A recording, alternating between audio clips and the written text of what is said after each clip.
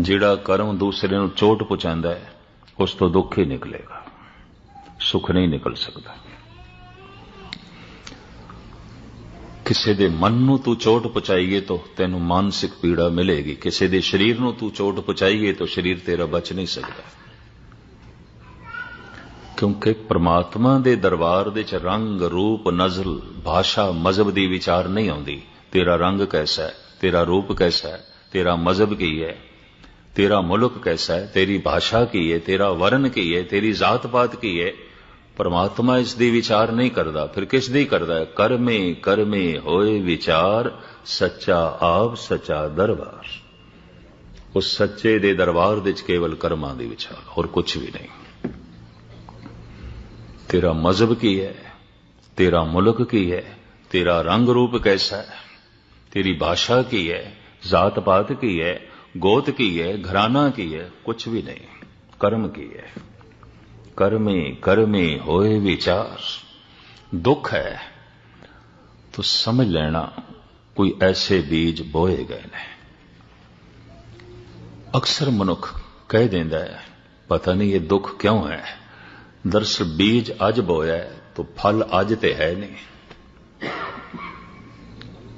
बीज फल तक अपड़े विचकार काफी समय दा गैप है, अंतराल है।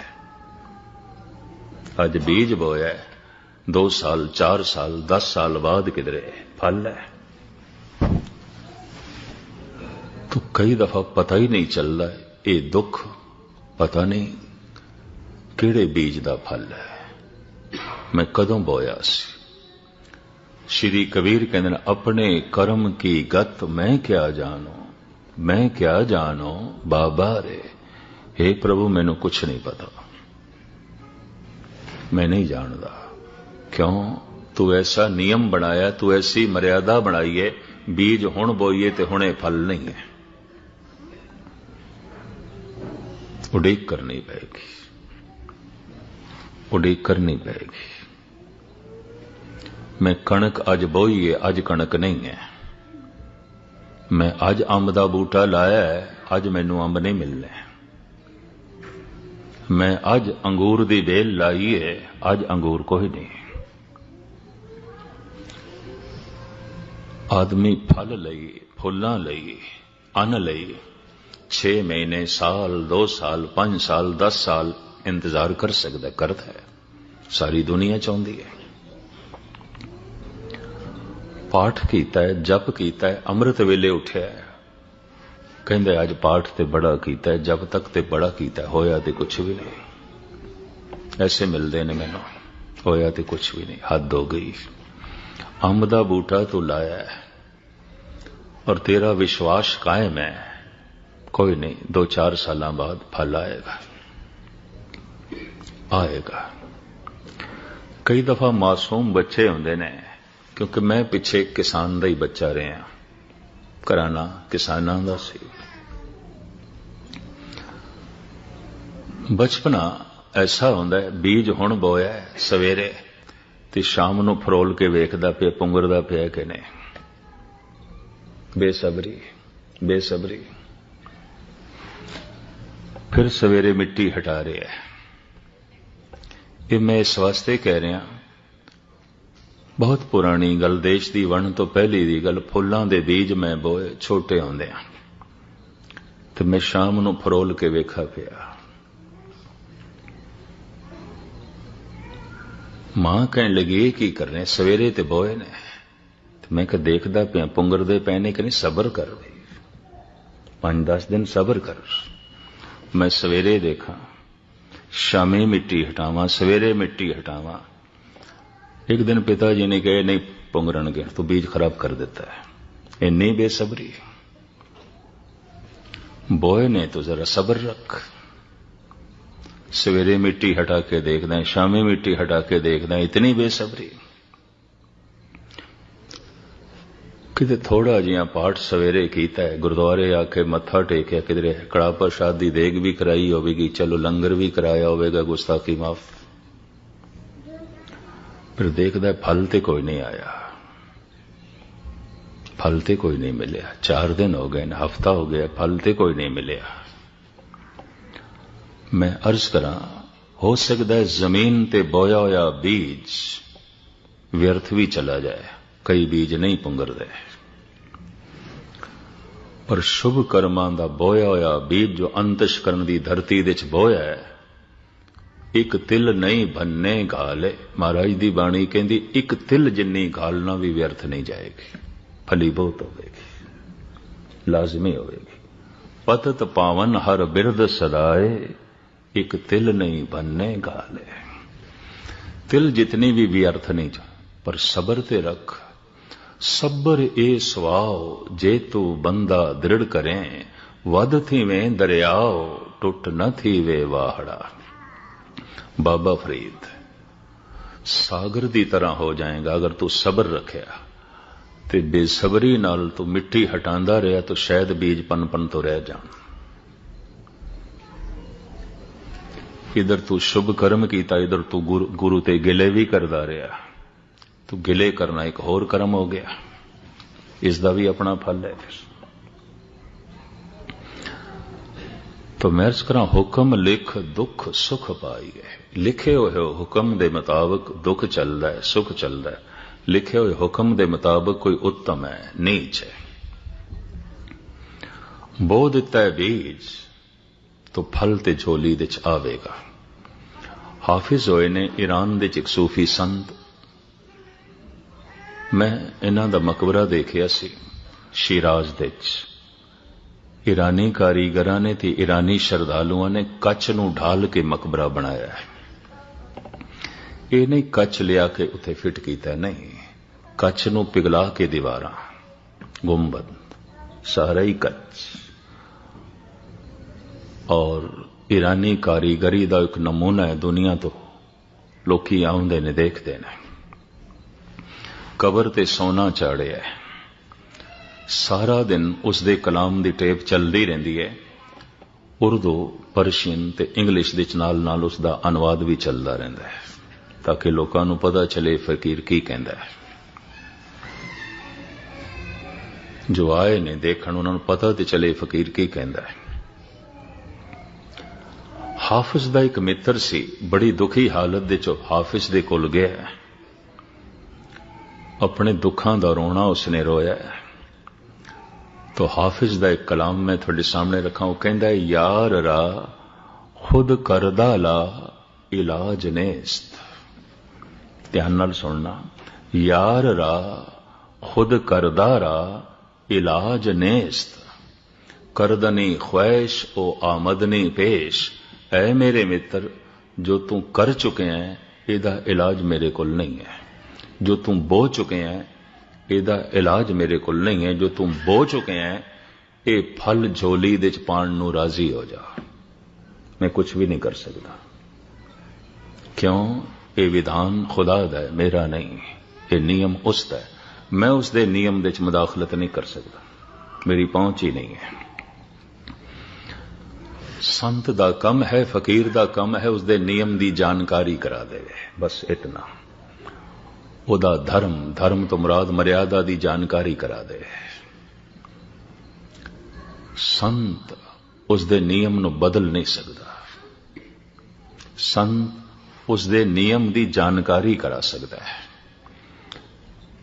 इस वास्ते वो कह रहे है, यार रा खुद करदा रा इलाज नेस्त, करदनी ख्वाहिश ओ आमदनी पेश। जो तू कर चुके हैं भोगण लई तैयार हो जा, मेरे को इसका कोई इलाज नहीं। धन गुरु नानक देव जी का बोल थोड़े सामने रखा, इंज कह लो, इस युग दे अवतारी पुरुष का फैसला, भाई रे मत कोई जानो अवर किसी के किछ हाथ है, सब करे कराया जरा मरा ताप सिरत साप, सब हर के वस है लाग सके ना बिन हर के लाया।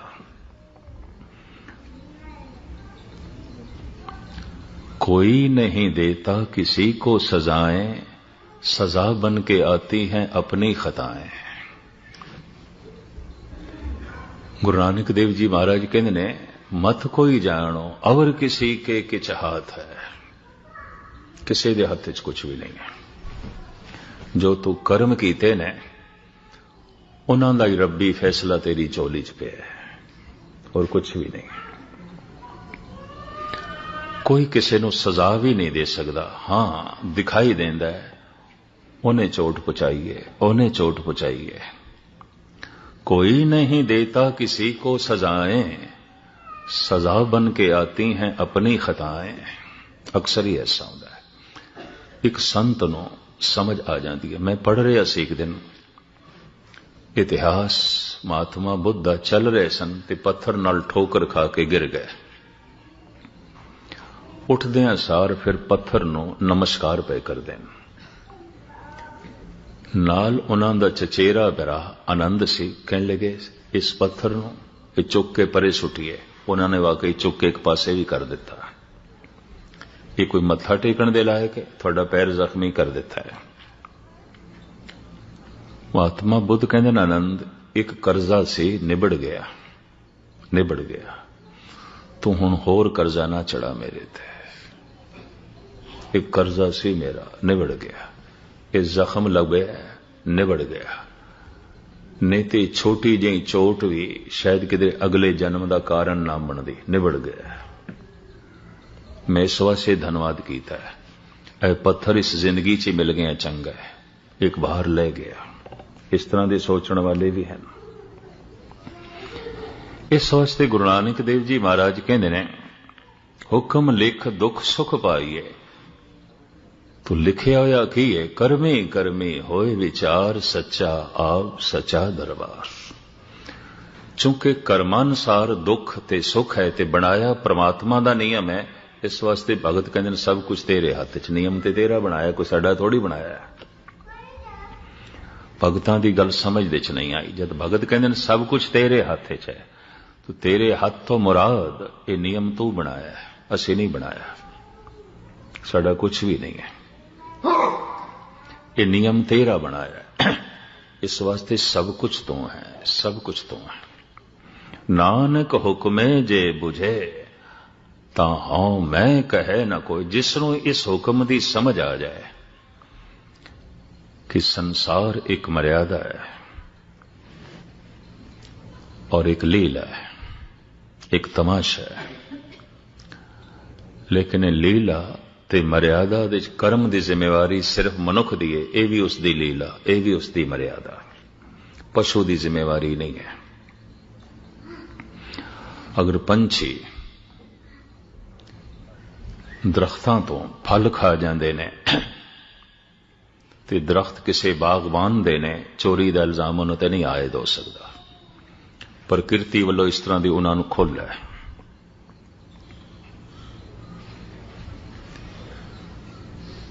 ये नहीं कह सकते ये तो चोरी की थी। दरख्त किसने लाया तो खांदे तुसी पियो। इत्थे घोंसला बना लिया, दरख्त किसे दा तो तुसी अपना आलना बना लिया। ये अचेत दुनिया है। ये ओ ने जो मां दी गोद दा बच्चा, इस ते कोई जिम्मेवारी नहीं। ये ते मां दे पालन नाल पल रहा है। ये ते बेचारा खुद पल भी नहीं सकता, प्रकृति पालना पई करती। जिम्मेवारी मनुख दी है। मनुख परोड़ होया है, सियाणा होया है, और एक परमात्मा दा बनाया होया नियम, तू दुखी है तेरे कर्म, तू सुखी है तेरे कर्म। क्योंकि दुख सुख फल है, कर्म बीज है। और किसी दा बोया होया बीज कोई दूसरा नहीं खा सकता। ऐसा होंदा है, प्यो ने बीजिया जमीन दे पुत्र फसल वड़ रहा है। अंब दा बूटा प्यो ने लाया सी, अंब खा रहे ने पोतरे। पर कर्मां दा बीज जो असी बोंदे अपने अंतਿਸ਼ਕਰਨ दी धरती दे च, ते आप बीज आपे ही खाए, दूसरा नहीं। खुद बीजदे हैं, खुद खांदे हैं। मेरे दुख नूं देख के मेरी मां अफसोस ते कर सकदी, मेरा दुख वंड नहीं सकती। मेरे दुख नूं देख के मेरा भरा अफसोस ते कर सकता है, वंड नहीं सकता। मेरे दुख नूं देख के हो सकता है कोई मित्र माड़ा जिहा दुखी हो जाए, पर मेरे दुख नूं वंड नहीं सकता। आप बीज आपे ही खाओ, मैं खुद बीजे मैं खुद खावांगा। रब्बी नियम, ईश्वरी नियम, परमात्मा दा नियम। इस दूसरी पौड़ी विच सतगुरु कहंदे ने सब कुछ हुक्म दे च है। हुक्मे अंदर सबको, बाहर हुक्म ना कोय। हुक्म दे च की कुछ हो रहा है, सारा ब्रह्मंड हुक्म दे चल रहा है। ऐ मनुख, तू भी उसके हुक्म के मुताबिक होया है। तेरे दुख सुख का फैसला कर्मां अनुसार है, यह भी उसका हुक्म, यह भी उसकी बनाई मर्यादा। इस तेरा कुछ भी नहीं है। कर्मां दी सही तू चोण कर सके, उसने तेनों एक चिराग दे दिता है, दीवा दे दिता है, अकल दा, बुद्धि दा। ते फिर भी अपनी अकल नाल समझ नहीं आई तो फिर उसने अवतार भी भेज देते ने, बड़े बड़े ग्रंथकार भी भेज देते ने, बड़े बड़े व्याख्याकार भी भेज देते ने, लेखक दार्शनिक फिलोसफर चिंतक भी भेज देते ने, ऋषि मुनि भी भेज देते ने, पैगंबर भी भेज देते ने। और वो ऐलानियां कह रहे ने, जिस कर्म तो तू किसी नूं चोट पहुंचा रहे हैं, तेनू चोट पहुंचेगी। जिस कर्म तो तू किसी नूं हानि पहुंचा रहे हैं, तेनू हानि पहुंचेगी। जिस कर्म तो तू किसी की बेइज्जती कर रहे हैं, तेरी बेइज्जती होगी। जिस कर्म तो तू किसी की पग ला छड़ी है, तेरी लै जाएगी। नियम, ईश्वरी नियम। इस समझाण वाले भी गाहे बगाहे ओ अकाल पुरख परमात्मा भेजदा रहा है। एक अकल दा दीवा दिता, एक अवतार दिते, एक इतने ग्रंथ दिते, ग्रंथकार दिते, चारों पासे मनुख नूं समझाण ते समझण दे वसीले जो है मुहैया कराए। फिर भी जद कोई मनुख नहीं समझदा तो गुरबाणी कह देंदी है, मनुख होके भी पशुओं की तरह जी रहा है। करतूत पशु की मानस जात, लोक पचारा करे दिन रात। तीसरी पौड़ी विच मैं कल आरंभ ते कीती सी, पर अज दूसरी दे आले दुआले मेरा दिमाग घूमदा रहा। तीसरी पौड़ी मैं पढ़ के थोड़े सामने रख दियां ते कल अर्थ ते विचार रखांगे। गावे को ताण होवे किसे ताण, गावे को दात जाने निशान। जे किसे कुल समझ दा ताण है, नानक हुक्मे जे बुझे। जे कोई बुझ गया, समझ गया, जान गया, ते जानना एक शक्ति है, बुझना एक शक्ति है, एक कला है। किसी वस्तु नूं गहराई विच देखना ते जानना, यह भी एक शक्ति है।